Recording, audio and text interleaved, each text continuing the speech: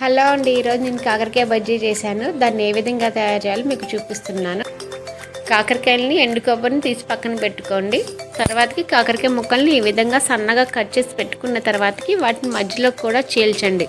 అలాగే మనం ఇందాక చూపించుకున్న కొబ్బరిని కూడా పౌడర్ చేసి పెట్టుకోండి.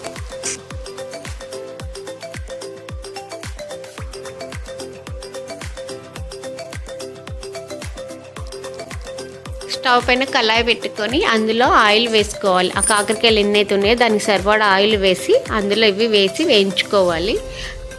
కాకరకాయలని మధ్య మధ్యలో కలుపుకుంటూ ఈ విధంగా తిప్పుకుంటూ ఉండాలి కాకరకాయ ముక్కల్ని.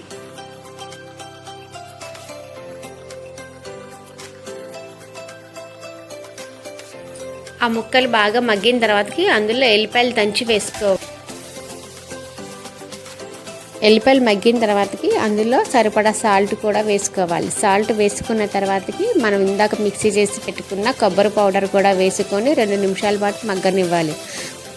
అందులో ఒక 3 స్పూన్లు కారం కూడా వేసుకోవాలి. కారం వేసుకున్నాక 2 నిమిషాల పాటు సిమ్లోని ఆ విధంగానే మగ్గనివ్వాలి.